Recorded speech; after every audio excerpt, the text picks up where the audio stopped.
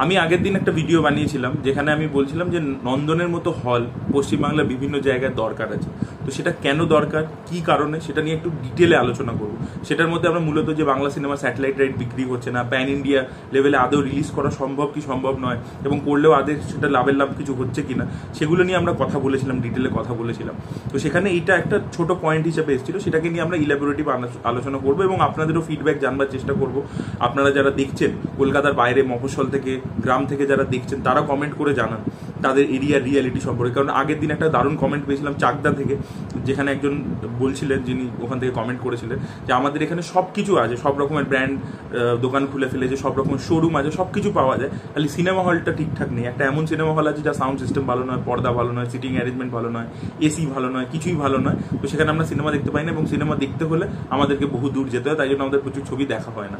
তো এই জিনিসটা আর কোথায় কোথায় হচ্ছে, প্রত্যেকে যারা দেখছেন তারা প্লিজ কমেন্ট করে জানান। তো এবার আমরা এই নন্দনের মতো হল, গভর্নমেন্টের ইন্টারভেনশন কেন দরকার, নন্দনের মতো হল কেন দরকার, সেটা প্রথমে কথা বলবো আর কি, সেটা নিয়েই কথা বলবো মূলত ভিডিওর মধ্যে। এবং সবচেয়ে প্রথমে আমি আগে আরেকটা পয়েন্ট নিয়ে কথা বলতে চাই, সেটা হচ্ছে যে আগে একটা লোকের পারসেপশন ছিল যে নন্দনে কমার্শিয়াল ছবি, মেন স্ট্রিম ছবি কিন্তু চলবে না।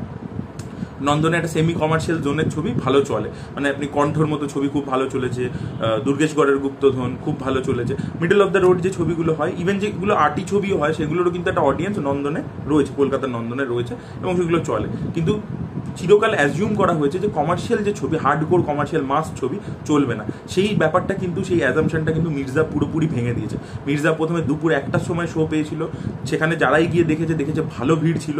আপনারা সোশ্যাল মিডিয়াতেও রেসপন্স দেখে থাকবেন, মানে ভিডিওস ইত্যাদি সার্কুলেট হয়েছে, যথেষ্ট ভালো ভিড় ছিল। তারপরে এখন কিন্তু মির্জা প্রাইম টাইমে চলে এসেছে, এবং সেখানেও কিন্তু ভালো ভিড় করছে নন্দনে। দেখুন, নন্দনে তো এক হচ্ছে ক্রাউড একটা অ্যাভেলেবেল আছে, এবং সেই ক্রাউডটা খালি মিডল অফ দ্য রোড ছবির নয়, সেটা কিন্তু কোথাও গিয়ে একটা কমার্শিয়াল ছবিরও রয়েছে, সেটা একদম মির্জা থেকে পুরোপুরি ক্লিয়ার হয়ে গেল।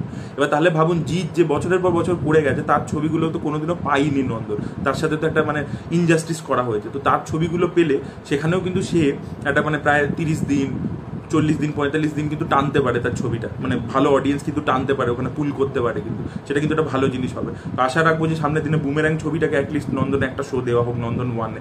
জানি না কি হবে সেটা, কিন্তু আমার তো এখন মনে হচ্ছে রাবণ ছবিটা, চেঙ্গিস ছবিটা, এগুলো যদি নন্দন পেতো তাহলে কিন্তু অনেক বেটার পারফর্ম করতো। এবং নন্দনে যেহেতু বেশি সংখ্যায় মানুষ দেখে, যেহেতু অ্যাফোর্ডেবল, তাই জন্য কিন্তু ওয়ার্ড অফ মাউথ তো স্প্রেড হয় অনেক তাড়াতাড়ি, ঠিক আছে, সোশ্যাল মিডিয়া ইত্যাদিতে। তো সেটা কিন্তু একটা ভালো জিনিস, সেটা জিতের ছবির ক্ষেত্রে হয়নি, আশা করবো সামনের দিনে হবে। এবার যেটা বললাম যে এই পারসেপশনটা তো ব্রেক হয়ে গেছে, যখন কমার্শিয়াল ছবিও চলছে, এটা কিন্তু দেখা যাচ্ছে, চোখের সামনে আমরা দেখতে পাচ্ছি।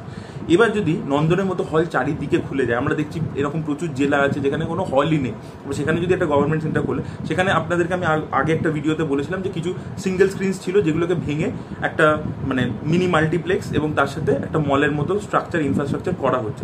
কিন্তু সেখানে টিকিট প্রাইসের যেই শুট আপ করে 150-200 হয়ে যাচ্ছে, তখনই একটা ক্লাস অফ লোকেদেরকে আপনি কাট অফ করে দিচ্ছেন। এই ভিডিও, এটা নিয়ে আমরা অলরেডি আলোচনা করেছিলাম যে বহু এরকম পুরোনো হল আছে যেগুলো কিন্তু আবার করে ফিরে আসছে, কিন্তু সেম এই মিনি মাল্টিপ্লেক্স ফরম্যাটে, যেরকম আমাদের লেক টাউনে জয়া, তারপরে এরকম কলকাতার বাইরে চন্দননগর ইত্যাদিতে অলরেডি হয়েও গেছে কিছু জিনিসপত্র, সেরকমও হয়েছে। এবার কথা হচ্ছে যে ওই ধরনের যেই সিঙ্গেল স্ক্রিনগুলো মিনি মাল্টিপ্লেক্সে কনভার্ট হচ্ছে, একটা অডিয়েন্স পাওয়া যাচ্ছে না, মানে তারা অ্যালুফ হয়ে যাচ্ছে। এবার যদি নন্দনের মতো টিকিট প্রাইস যদি থাকে, গভর্নমেন্টের হল হয়, তাহলে দেখুন কি হবে, যে মাস অডিয়েন্সটা আছে তারা কিন্তু সেখানে আসতে পারবে, কারণ টিকিটের প্রাইস আপনারা জানেন, নন্দনের টিকিটের প্রাইস কি, তো সেটা অ্যাফোর্ডেবল কোথাও একটা কি, তো সেখানে মাস অডিয়েন্স কিন্তু আসতে পারবে, কন্টিনিউয়াসলি ফুটফল আমরা দেখতে পাবো। যে জিনিসটা আজকে আমরা কলকাতায় দেখতে পাই, সেটা কিন্তু পুরো পশ্চিমবাংলায় যেখানে যেখানে হবে, সেখানে কিন্তু প্রতিটা জায়গাতেই দেখতে পাবো, এবং যেখানে হল ডেফিসিট আছে সেখানে যদি করা হয় পার্টিকুলারলি, সেখানে কিন্তু ভালো ফুটফল হবে। এবার আপনারা বলবেন যে গভর্নমেন্ট কেন ইন্টারভিন করবে? গভর্নমেন্ট দেখুন, যে প্রথমে যে ইনভেস্টমেন্টটা করবে, সেই টাকাটা তো সেই উঠেও যাবে। আজকে নন্দনে একটা যখন শো হাউসফুল হয় 50,000 টাকা পাওয়া যায়, ঠিক আছে, নন্দন 1-এর কথা বলছি। এবার এই 50,000 টাকা করে যতই আপনি ওভারঅল কালেকশন করবেন, এই কালেকশনটা নন্দনের কাছ থেকে প্রডিউসাররা পায় হচ্ছে মার্চ মাসে, তার 50% পেয়ে যায়, বাকি 50% নন্দন রেখে নেয় আর কি, যেহেতু এক্সিবিশন করেছে, এসি ইত্যাদি সব কিছু চালিয়েছে, করেছে, তো সেগুলোর জন্য সেই বাকিটা রেখে নেয় এবং বাকিটা দিয়ে দেয়। ওই যে টাকাটা রেখে নিচ্ছে, সেটা দিয়ে মেনটেনেন্সও উঠছে এবং তার ফিক্সড কস্টটাও উঠে যাচ্ছে। তো এইভাবে কিন্তু গভর্নমেন্ট তার টাকাটা তুলে নিতে পারবে অন স্প্যান অফ টাইম, মানে একটা কিছু বছরের মধ্যে সে টাকাটা তুলে নিতে পারবে। বাকিটা হচ্ছে যে প্রডিউসারদের ইনকাম হবে, এবং তাতে বিজনেসটাও একটা ইনক্রিজ হবে কোথাও গিয়ে। এবং ধরুন একটা ছবি, একটা কমার্শিয়াল ছবি রিলিজ করেছে, কমার্শিয়াল ছবি হোক বা সেমি কমার্শিয়াল ছবি হোক, যাই হোক, ধরুন রিলিজ করেছে। এবার সে ধরুন প্রথম হাইপ থাকবে, ধরুন একটা আবিদের ছবি বা জিতের ছবি রিলিজ করেছে, কমার্শিয়াল বা সেমি কমার্শিয়াল এক্সাম্পল হিসেবে নিচ্ছে। এবার সে প্রথম দিন ধরুন 50,000 টাকা করলো, এবার প্রতিদিন ধরুন একটা করেই শো পেয়েছে, প্রথম 7টা দিনে হাউসফুল মারতে পারে যদি ছবির একটা বাজ থাকে, তো তাহলে 3.5 লাখ টাকা হচ্ছে। এবার যদি 10টা নন্দন থাকে গোটা পশ্চিমবাংলায়, 35 লাখ টাকা প্রথম সপ্তাহে কালেকশন হয়ে গেল। পরের সপ্তাহে আমি ধরলাম একটু কমলো ওখান থেকে, পরের সপ্তাহেও তো হাউসফুল দেবে না, বাট সেটা ধরুন 20 লাখ টাকা হলো, তাহলে 55 লাখ হলো। পরের সপ্তাহে আমি আরও কমিয়ে নিলাম, 10 লাখ করে দিলাম, তাহলে সেখানে 65 লাখ টাকা হলো। তো 3 সপ্তাহ ধরে একটা ছবি তো মোটামুটি বক্স অফিসে ভালোই টানতে পারে, তারপরে ডাই ডাউন করে, এবং যদি খুব ভালো হয়ে যায়, খুব ভালো ওয়ার্ড অফ মাউথ থাকে, তাহলে আরও বেশি রান নিতে পারে। তো 3 সপ্তাহ একটা বাংলা ছবি মোটামুটি চলে। তো সেখানে আমি কি দেখতে পাচ্ছি যে একটা 65 লাখ টাকার মতো বিজনেস হয়ে যাচ্ছে, কিন্তু এটা কিন্তু হয়ে যাচ্ছে। আজকে 65 লাখ টাকা একটা মানে সার্কিট থেকে ওঠে বাংলা ছবি, মানে 65 লাখ টাকা কালেকশন করতে মানে নাকের জল চোখের জল হয়ে যায়। এবার এই নন্দন যে একটা কালচার তৈরি হবে পুরো ওয়েস্ট বেঙ্গলে, সেখান থেকে এরকম একটা কালেকশন আসবে, আর যদি ছবি আরও ভালো হয় তাহলে আরও বেশি আসবে। আর এছাড়া যে মানে এক্সিস্টিং সিঙ্গেল স্ক্রিন বা মাল্টিপ্লেক্স আছে, সেখান থেকে যা কালেকশন হওয়ার হবে, তার মানে প্রতিটা ছবি কিন্তু 1.5-2 কোটি টাকার ব্যবসা কিন্তু পৌঁছে যেতে পারবে, কারণ তারা অনেক বেশি অডিয়েন্সকে ছুতে পারছে। এখন তো সেই অডিয়েন্স পৌঁছাতেই পারছে না সিনেমাটার কাছে, তাদেরকে ওয়েট করতে হচ্ছে টেলিভিশন এবং ওটিটির জন্য। তো এই জিনিসটার জন্য গভর্নমেন্টের কিন্তু ইন্টারভিন করার দরকার আছে। আজকে আপনি যদি তামিলনাড়ুতে গিয়ে দেখেন, সেখানে গভর্নমেন্ট যে সিঙ্গেল স্ক্রিন আছে তাদেরকে নানান রকমের সুযোগ সুবিধা দিয়েছে। আমাদের এখানে সিঙ্গেল স্ক্রিনকে কিন্তু ট্যাক্সে কোনো রকম বেনিফিট দেওয়া হয় না, যেগুলো মাল্টিপ্লেক্সরা পায়, এগুলো নিয়েও আগে আলোচনা করেছি। এখানে সিঙ্গেল স্ক্রিনকে স্পেসের মানে ওই ফায়ার প্রোটেকশন ইত্যাদি যে নিতে হয়, পারমিশন নিতে হয়, লাইসেন্স নিতে হয়, তার জন্য নানান রকমের ঝামেলা পোহাতে হয়। এরকম হাজারটা চ্যালেঞ্জে সিঙ্গেল স্ক্রিনকে দেওয়া আছে। তো কোথাও কি গভর্নমেন্ট কিন্তু কিছুই করছে না। আর এই যে টিকিট প্রাইসে কোনো ক্যাপিং লাগানো, সেগুলোও কিছু করছে না। এগুলো কিন্তু বাকি সব স্টেটে যেখানে সিনেমা ফ্লারিশ করছে, যে রিজনে, সেখানে কিন্তু প্রতিটা জায়গায় গভর্নমেন্ট ইন্টারভিন করছে।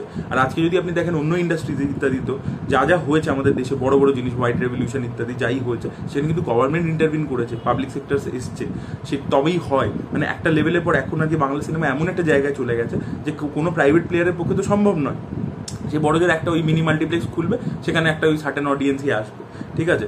আর এখানে এত টাকা নেই যে হিরোরা নিজেরা হল খুলে ফেলতে পারবে, এখানে এত টাকা নেই যে একটা প্রডিউসার হল খুলে ফেলতে পারবে। তো গভর্নমেন্টকে একটা লেভেলে কি ইন্টারভিন করতে হবে। এবং এটাই অবাক লাগে যে এখানকার এই ইন্ডাস্ট্রির এতগুলো অভিনেতা, এতগুলো লোক ইনভলভ আছে পলিটিক্সের মধ্যে, এত বছর ধরে ধরে ইনভলভ আছে, তারা কিছুই কোনো পদক্ষেপই নেয়নি এই ধরনের কিছু করার জন্য। আজকে নাহলে বারাসাতে একটা দরকার ছিল এরকম নন্দনের মতো একটা জায়গা, এই কথাগুলো তারা তোলেইনি। তাদেরই তো ইন্ডাস্ট্রি লাভ হবে, তাদেরই কোথাও গিয়ে লাভ হবে।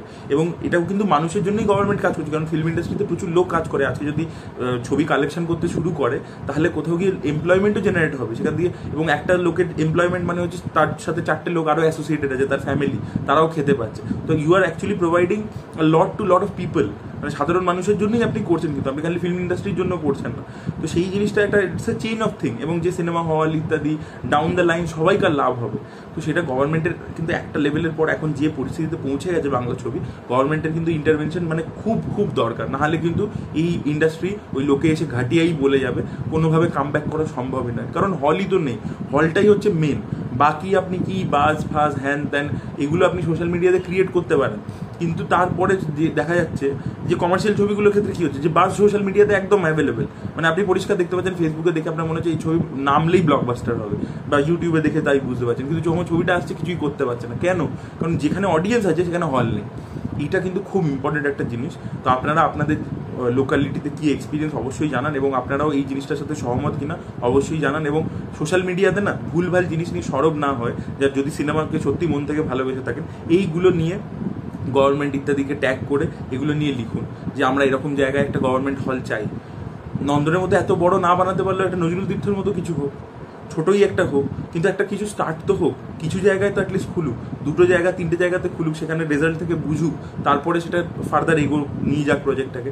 এরকম কিছু তো একটা করতে হবে, নাহলে তো কিছুই হবে না। তো এটাই বলা ছিল। আপনাদের বক্তব্য অবশ্যই কমেন্ট সেকশনে জানাবেন। Thank you so much, bye by.